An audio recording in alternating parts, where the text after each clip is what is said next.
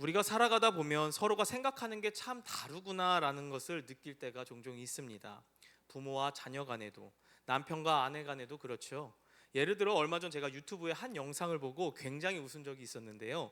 그 영상의 내용이 뭐냐면 어떤 초등학생들이 어떤 질문에 대한 답한 내용이었는데요. 여러분들도 들어보시고 한번 답을 맞춰보시길 바랍니다. 첫 번째 질문입니다. 술에 취해 큰 소리를 지르거나 노래 부르는 것을 일컫는 사자성어는 무엇일까요? 끝은 가로 끝납니다. 고로 시작하고요. 그렇죠? 네, 고서 방가. 그렇죠? 고성방가죠. 근데 아이들, 초등학생 아이들이 답을 뭐라고 했냐면 아빠인가? 라는 거예요. 네. 두 번째 질문 한번 또 들어보세요. 이런 질문이에요. 부모님은 우리를 왜 사랑하실까요? 부모님은 우리를 왜 사랑하실까요? 당연히 자녀니까 당연히 사랑한 거 아니겠습니까? 근데 이 초등학생 아이들이 이렇게 답을 했다는 거예요. 그러게 말입니다. 세 번째 문제, 똑같은 애가 답한 것 같습니다. 옆집 아주머니께서 사과를 주셨습니다. 그러면 뭐라고 인사를 드리는 게 맞죠? 당연히 감사합니다 라고 인사를 하는 게 맞죠? 그런데 이 아이는 이렇게 답을 적었습니다. 뭐 이런 걸 다. 마지막 한 가지 더. 저는 이걸 보면서 참 너무 많이 웃겼습니다. 화장실을 이용할 때, 그러니까 우리가 화장실 문을 열기 전에 무엇을 먼저 해야 될까요? 똑똑똑 노크를 먼저 하죠. 근데 이 아이는 이렇게 답을 적은 거예요. 자꾸를 내린다. 자크도 아니고 자꾸를 내린다라는 것입니다. 참 이렇게 어른이나 아이랑 생각하는 게 다른 것 같습니다. 근데요, 저는 이 영상을 보면서 생각했던 게 뭐냐면 우리도 신앙생활을 하다 보면 하나님의 생각과 나의 생각 사이에 간극이 있음을 우리는 발견하게 된다는 거예요. 그것은 내 생각이 잘못되었기 때문도 있지만 어떤 경우는 내 생각보다 하나님의 생각과 하나님의 뜻과 그 계획이 더 크기 때문에 그런 경우가 있다는 거죠. 오늘날 우리가 살아가는 이 시대, 부흥이 무엇이라고 생각하십니까? 우리가 생각하는 부흥과 하나님이 생각하는 부흥이 제가 느끼기에는 다르게 느낄 때가 굉장히 많습니다. 부흥은요, 교회에서 자주 사용하는 단어 중 하나이죠. 우리가 개인적으로 기도할 때도 하나님, 우리에게 부흥을 주시옵소서 기도하기도 하고요. 오늘 찬양 마지막 곡을 부를 때도 부흥이라는 단어가 들어가는 찬양을 자주 부르기도 하죠. 그리고 많은 교회들이 1년에 상반기에 한 번, 하반기에 한 번, 2번 정도 부흥회라는 것을 통해 좋은 강사님들을 모시고 말씀을 듣기도 합니다. 그런데 중요한 것은 이렇게 우리는 부흥을 자주 말하지만 정작 이 부흥이 무엇인지 그 의미를 모르는 경우가 많다는 것이에요. 또한 내가 생각하는 부흥과 하나님이 생각하는 부흥이 다르다라는 거죠. 그렇다면 여러분, 부흥 무슨 뜻일까요? 부흥이 뭐라고 생각하십니까? 이 부흥에 대한 의미를 우리는 어떻게 설명할 수 있을까요? 저는 오늘 이 부흥은 신앙에 있어서 정말 중요한 의미를 가지고 있을 뿐만 아니라 우리는 이 부흥이 무엇인지를 어떻게 보면 잘 모르고 살아갈 때가 있는 것 같습니다. 그러면서 쓰기는 엄청 자주 쓰기도 하고 자주 쓰는 만큼 부흥에 대한 오해는요 점점 깊어지는 것 같아요. 우리가 평소에 가지고 있는 부흥에 대한 가장 큰 오해는 바로 부흥은 수적인 성장이다 라고 생각하는 분들이 굉장히 많을 거예요. 그렇다면 이 부흥, 성경이 말하는 부흥은 도대체 무엇일까요? 하나님이 말씀하시는 부흥은 무엇이냐는 거예요. 저는 오늘 말씀을 통해 그 부흥이 무엇인지를 한번 살펴보고자 합니다. 한글 성경의 부흥이라는 단어는요 딱 한 번 나옵니다. 몇 번 나온다고요? 한 번이요. 그게 오늘 하박국 3장 2절 말씀에 등장해요. 하박국 3장 2절 말씀 우리 다 같이서 읽으시겠습니다. 여호와여, 내가 주께 대한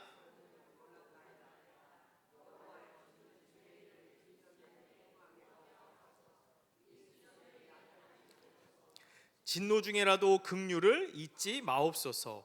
하박국 3장 2절에 유일하게 소개되고 있는 부흥에 대한 성경을 말해주고 있습니다. 여기에서 하박국은 왜 하나님께 부흥을 달라고 기도하고 있을까요? 그리고 이 부흥은 도대체 어떤 의미로 사용되냐는 거예요. 우리는 성경을 읽을 때 어떤 딱 한 구절만 뚝 떼어가지고 이것을 해석하면은 굉장히 위험합니다. 그래서 이 말씀을 보기 위해서는 그 하박국서의 역사적인 흐름, 신학적인, 문학적인 배경에서 나온 것인지를 자세히 살펴보면서 그 말씀을 이해해야 한다는 거예요. 하박국은요, 남유다가 멸망하기 전에 활동했던 선지자의 이름이었습니다. 이 하박국이 기록한 성경이 하박국서인데요, 하박국 1장은 하박국이 하나님 앞에서 많은 의문과 의혹을 쏟아내는 그런 내용이 담겨져 있어요. 조금은 길지만 오늘 읽진 않았습니다. 그러나 하박국 1장 1절부터 4절인데요, 저 한 절, 여러분들 한 절, 우리 화면 보면서 우리 함께 읽으시도록 하겠습니다. 저 한 절, 여러분들 한 절. 선지자 하박국이 묵시로 받은 경고라.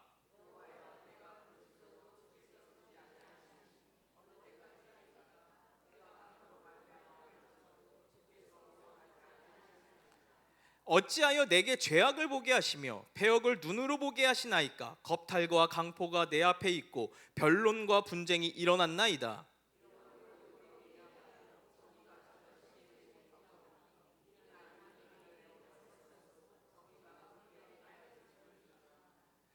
하박국이 살던 이 시대는요, 지금 하박국 1장을 통해서 볼 수 있듯이 불의가 판을 치고 악인들이 득세하던 때가 바로 하박국의 시대였어요. 반면에 정말 믿음으로 살려고 했고 종교개혁을 일으켰던 그 훌륭한 왕 요시야는 전쟁에 나와서 전사해버렸습니다. 국군이 극도로 기울고, 그리고 하나님의 말씀과 율법은 이미 무너졌을 뿐 아니라 사회의 정의가 사라지고 불의가 만연한 시대가 바로 이 하박국서 그 시대였다라는 거예요. 이런 상황에서 오늘 본문 하박국, 눈에 들어온 것이 무엇이냐? 의인이 잘되고 악인이 망하는 게 아니라 오히려 의인이 고통스러워하고 악인이 흥하는 것을 보게 됩니다. 그래서 하박국 1장 2절과 3절에서 그의 마음에 있는 의문을 하나님께 토로하기 시작해요. 하나님, 이게 어떻게 되는 것입니까? 하나님, 살아계시다면 어떻게 악인이 저렇게 잘되고 의인들이 어떻게 그렇게 고통을 받을 수 있겠습니까? 그런데 성도 여러분, 우리가 살아가는 오늘날 시대도 마찬가지지 않습니까?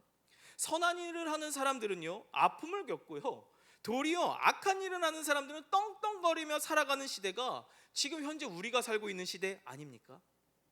그래서 도무지 이해할 수 없을 뿐 아니라 속상해서, 그리고 그 분노에 찬 하박국은요, 한두 번 하나님 앞에 토로하는 것이 아니었습니다. 수십 번 토로하기 시작해요. 그때 하나님께서 하박국 1장 5절에서 11절을 통해 이렇게 말씀하시는데요, 5절에서 11절 말씀도 오늘 함께 읽진 않았지만 우리 저 한 절, 여러분들 한 절 읽으시겠습니다.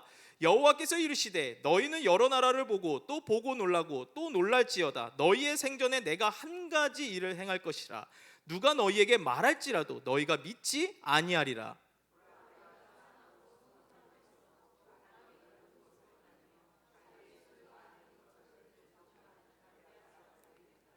그들은 두렵고 무서우며 당당함과 위엄이 자기들에게서 나오며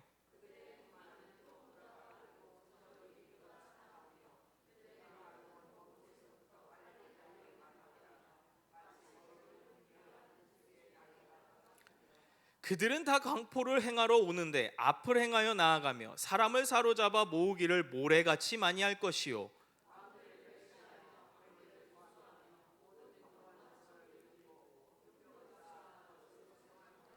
함께 읽으시겠습니다. 그들은 자기들의 힘을 자기들의 신으로 삼는 자들이라. 이에 바람같이 급히 몰아 지나치게 행하여 범죄하리라. 아멘. 하나님이 이렇게 말하는 거예요. 제가 요약해서 설명해 드릴게요. 야, 조금만 기다려. 내가 이 악한 이스라엘을 조만간 이 바벨론을 통해서 심판할 거야. 이스라엘의 그 악인들을 그냥 내버려 두지 않고 내가 징계할 거다. 그런데 이 말씀을 듣는 순간 하박국은 좋아해야 하는데요, 충격을 받습니다. 왜냐하면요, 바벨론은요, 악한 이스라엘보다 더 악한 민족이었습니다. 이 악한 민족을 심판하기 위해 더 악한 민족을 사용하신다는 것, 하박국 입장에서는요, 이해가 되지 않는 거예요. 그래서 하박국 1장 13절 말씀을 보니까 또 이렇게 외칩니다. 제가 읽어드리겠습니다. 주께서는 눈이 정결하심으로 악을 참아보지 못하시며 패역을 참아보지 못하시거늘 어찌하여 거짓된 자들을 방관하시며 악인이 자기보다 의로운 사람을 삼키는데도 주님 어찌하여 잠잠하시나이까? 하나님, 저는 하나님의 그 처사가 전혀 이해되지가 않습니다. 하나님의 그 결정이 저는 도무지 받아들이기가 힘듭니다. 그때 하나님께서 이 하박국에게 2장 3절 말씀을 통해 이렇게 말씀하시는데요, 이것도 제가 한번 읽어드리겠습니다. 이 묵시는 정한 때가 있나니 그 종말이 속히 이르겠고 결코 거짓되지 아니하리라. 비록 더딜지라도 기다리라. 지체되지 않고 반드시 응하리라. 하박국아, 나는 이스라엘을 심판하는 것으로 끝나지 않는다. 나는 이스라엘보다 더 악한 이 바벨론도 심판할 것이며 결국은 나의 공의를 이 땅 가운데 보여줄 것이다. 너는 지금 당장 그 일이 이루어지기를 원하지만 조금만 기다려라. 악인을 심판하고 의인을 일으키는 나의 계획이 곧 시작될 것이다. 나는 너희들을 절대 포기하지 않아. 나는 너희들을 끝까지 사랑한다. 때로는 너희들을 징계해서라도 나는 거룩한 나의 백성으로 다시 한번 세워갈 것이다. 이것이 바로 하박국서 1장과 2장의 말씀이라는 거예요. 이 하나님과의 대화 가운데 하박국은요, 하나님에 대해 의심하고 회의를 느꼈던 것들이 조금씩 정리되기 시작합니다. 그제서야 하나님께서 약속하신 회복과 살리심에 대한 언약, 다시 말해서 하나님의 약속을 그가 붙잡기 시작해요. 그러면서 다시 한번 하나님께 올려드리는 기도가 오늘 저와 여러분들이 함께 읽었던 하박국 3장 말씀이라는 거예요. 그 중에서 하박국 3장 2절 말씀을 다 같이 보시겠는데요, 우리 하박국 3장 2절 말씀을 보시면서 부흥이란 단어를 한번 찾아보셨으면 좋을 것 같습니다. 다 같이 읽으시겠습니다. 여호와여, 내가 주께 대한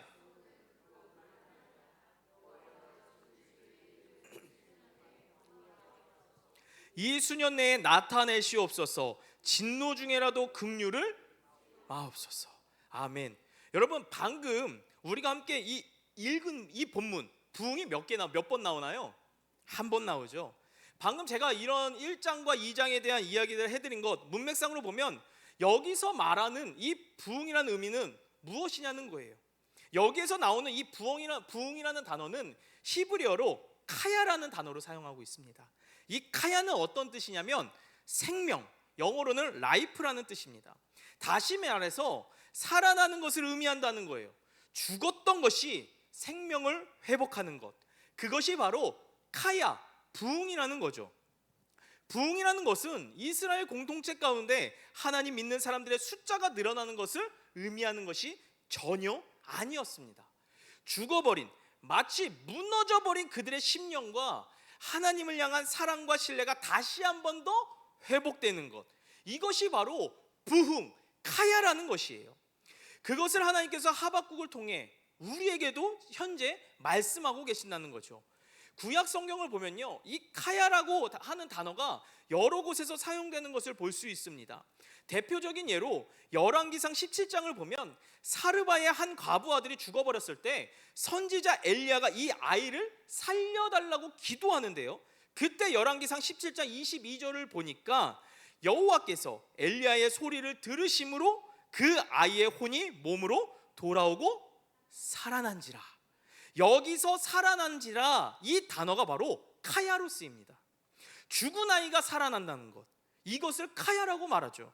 하나만 더 보면요, 아모스 5장에서 하나님은 영적으로 죽게 된 이스라엘 공동체에게 아모스 선지자를 통해 이렇게 말씀하시는데요, 아모스 5장 4절 말씀 우리 다 같이 읽으시겠습니다. 여호와께서 이스라엘 족속에게 이와 같이 말씀하시기를 너희는 나를 찾으라. 그리하면 영적으로 완전히 죽어버린 이 공동체를 다시 살리겠다고 약속하시는데, 이 살리라가 또 히브리어로 뭘까요? 카야. 이외에도 여러 곳에서도 나타나지만 이 두 가지만 살펴보아도요, 우리는 부흥의 원래 의미를 정확하게 캐치할 수 있습니다. 부흥이 무엇입니까? 부흥은요, 죽었던 것이 다시 살아나는 것입니다. 그렇다면 오늘 본문, 아까 말씀드린 이 시대적 배경과 정황을 볼 때 하박국이 하나님께 간절히 기도하고 노래하는 이 부흥은 어떤 의미일까요? 그는 자기 조국 이스라엘이 범죄함으로 말미암아 바벨론은 심판당하고 무너질 것을 그는 알았습니다. 그래서 여기서 하박국은 하나님께 부흥을 구하는데, 그 부흥은 하나님, 이 땅에 하나님을 믿는 숫자가 좀 더 늘게 하여 주시옵소서. 이 아름다운 성전이 더 크게 더 높아지게 확장 공사해 주시옵소서라고 기도했을까요? 절대 아니라는 거예요. 하박국 선지자는요, 하나님, 이 땅에 하나님을 믿는 사람의 숫자를 좀 더 늘게 해주세요라고 기도한 것이 아니라, 하나님, 지금은 죄로 말미암아 무너졌지만 우리 이스라엘 백성 불쌍히 여겨 주시옵소서. 그들이 다시 하나님 앞에 나와 회개하고 제발 하나님 한 분만을 바라보며 하나님과의 관계가 깨졌다면 다시금 회복하여 주시옵소서라고 이 하박국은 기도하고 있다는 거예요. 코로나 이후요, 한국 교회가 또는 우리의 신앙이 망하고 무너진 것 같을지라도요, 하나님은 하나님의 때에 분명히 이 부흥을 허락하여 주실 거라고 저는 믿습니다. 사랑하는 성도 여러분, 저는요, 이 영적 부흥이 오늘 저와 여러분의 10년 가운데, 더 나아가 여러분들의 가정과 교회에 꼭 일어나기를 주님의 이름으로 축복드립니다. 저는 이 영적 부흥이 오늘 우리 각자에게도, 그리고 이 땅에 한국 교회에도 정말 필요하다고 생각합니다. 왜냐하면 지금 우리가 속한 한국 교회 역시 하박국 당시 이스라엘 상태와 별반 다르지 않기 때문이에요. 여러분은 한국 교회를 떠올리면 어떤 생각이 먼저 드십니까? 세상이 교회를 보면 어떤 생각을 먼저 할 것 같습니까? 사실 긍정적인 생각보다도 부정적인 생각을 가질 겁니다. 예전에는 신자 불신자 가리지 않고 교회 다니는 것 사람들을 엄청 좋게 보았습니다. 자기는 안 다녀도요, 자녀를 보내고 싶은 참 좋은 곳이 바로 교회였습니다. 그러나 요즘 뉴스뿐만 아니라 영상 매개체에 나오는 교회는 어떤가요? 굉장히 좋지 않습니다. 허겁나 사건 사고가 뉴스나 영상 매개체에 나타나고 있다는 게 현실이라는 거죠. 그래서인지 요즘 세상 사람들은요, 교회에 대한 이미지가 썩 좋지 않다라는 거예요. 저희 청소년부도 얼마 전에 친구 초청 잔치를 했습니다. 근데 그 친구 초청 잔치를 할 때 우리 중학생 친구들이, 야, 우리 교회 가자 부모님한테 허락 받고 갈 수 있다는 거예요. 그래서 직접 집에 가서 그 친구들이 부모님한테 허락을 맡았는데, 가기로 했던 친구들이 못 간다는 거예요. 왜 못 가냐? 부모님이 안 보낸다는 거예요. 그래서 저는 이 하박국 말씀을 묵상하면서 지금 한국 교회가 마치 하박국의 시대처럼 거의 죽음에 가까운 영적 수준이라는 것이라고 생각하게 되었습니다.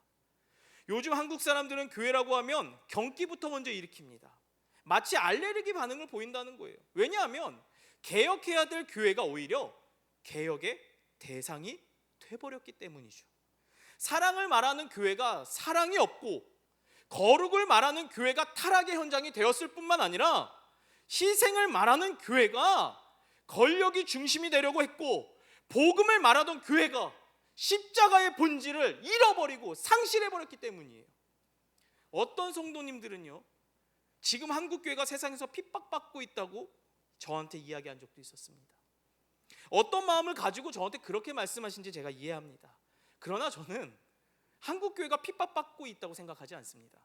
핍박은요, 말씀대로 살다가 받는 것이 핍박이지, 말씀대로 살지 않고 내 마음대로 내 멋대로 살다가 받는 것은 절대로 핍박이 아니기 때문이에요. 그래서인지 저는 이 시대의 흐름과 상황을 바라보면서 우리는 다시 살아나야 돼, 다시 불이 붙어야 돼, 다시 회복이 되는 영적 부흥이 간절히 필요한 때라고 생각합니다. 대다수의 교회들을 보면은요, 영혼에 대한 관심이 없습니다.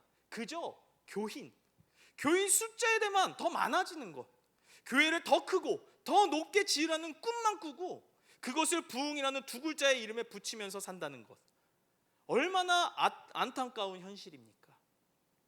여러분, 한국 교회 부흥을 말할 때 절대로 빠질 수 없는 한 가지의 사건이 있습니다. 그것이 무엇이냐면 1907년도에 평양 대부흥운동이었어요. 1907년도에 평양을 중심으로 엄청난 부흥이요, 한반도 땅에 일어났는데요, 놀라운 건 평양 대부흥은요, 교회 성장 운동이 아니었다라는 거예요. 그 당시에 평양 대부흥은요, 회개 운동이었어요. 말씀 운동이었고요, 기도 운동이었어요. 예배당을 가득 채운 성도들이 하나님 말씀을 듣다가 그 자리에서 각자 자신의 죄를 자복하면서 눈물을 쏟았다라는 거예요. 얼마나 가슴이 아팠는지 대굴대굴 구르는 성도들도 있었다라는 거예요. 그러다가 앞에 나와서 자신의 죄를 회개하기 시작합니다. 그리고 그렇게 살지 않겠노라라고 다짐까지 했대요. 알코올 중독자는요, 술을 끊습니다. 노름 중독자는요, 노름을 끊어요. 그리고 성경을 펴서 하나님 말씀을 더 가까이 하기로 다짐하고 기도를 했다라는 거예요. 오늘 하박국이 말하고 있는 카야, 죽은 것이 살아나는 이 카야가 이 평양 대부흥 운동 가운데에 일어났다라는 것입니다. 그때부터 본격적으로 이 땅 곳곳에서요, 십자가 복음을 품는 교회들이 세워지기 시작했어요. 1907년 평양 대부흥이었을까요? 대부흥뿐이 있을까요? 그렇지 않습니다.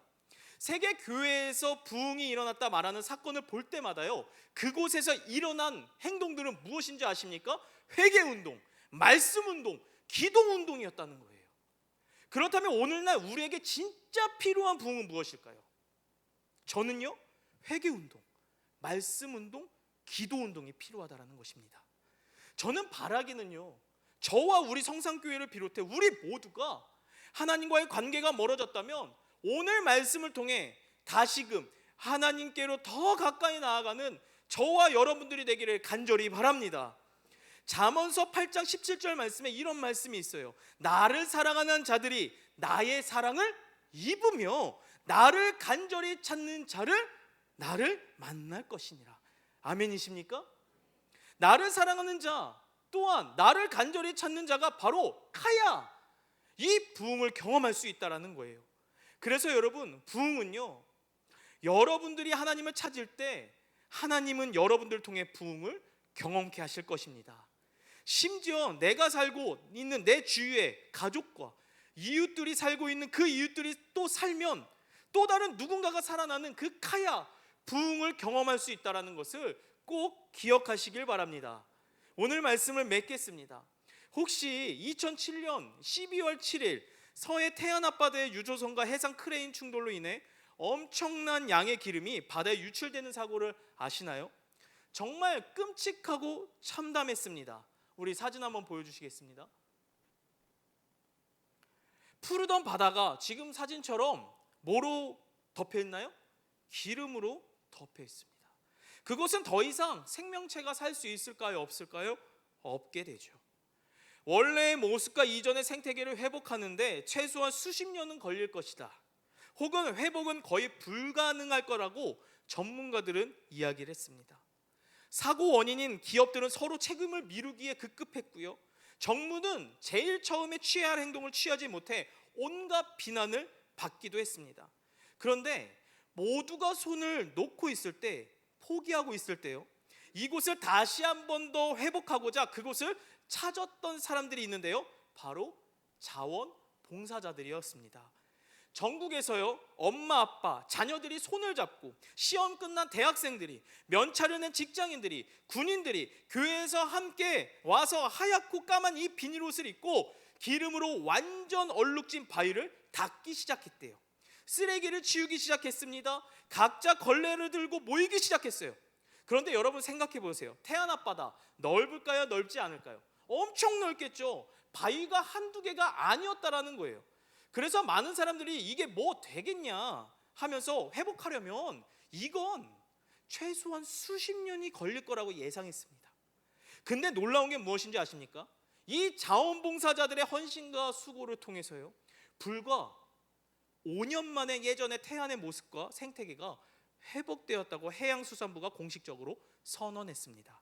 제가 지금 올려드린 이 사진은요, 위에 거는 사고 직후, 그리고 밑에 거는 5년 후의 모습이에요. 완전히 달라진 모습을 우리는 확인할 수 있다는 거죠. 저는 이 사건을 보면서요, 한국 교회와 저의 신앙을 한 번 더 점검하게 되더라고요.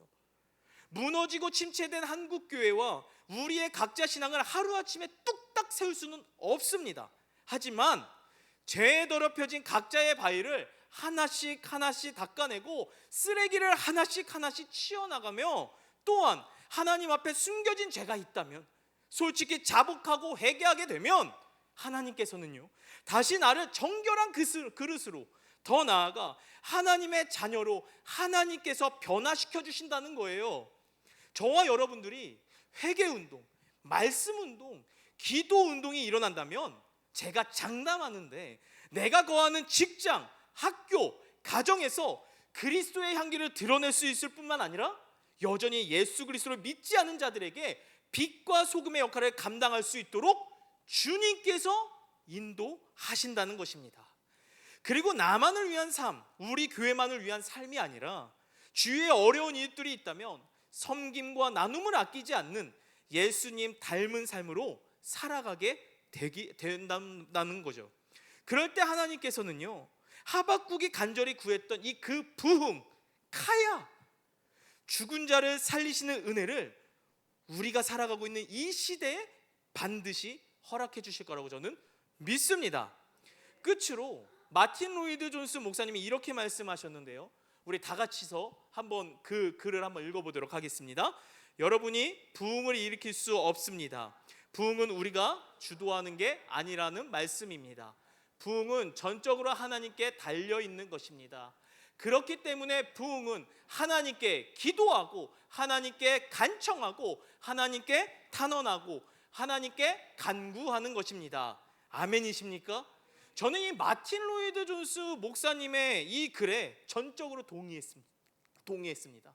하나님께 기도하고, 하나님께 간청하고, 하나님께 탄원하고, 하나님께 간구하였을 때 이 부흥은요, 오늘뿐만 아니라 2023년 마무리하는 우리에게, 더 나아가 2024년을 또 기대하며 나아가는 우리에게 분명히 하나님께서는 역사하시고 일하신다라는 것입니다.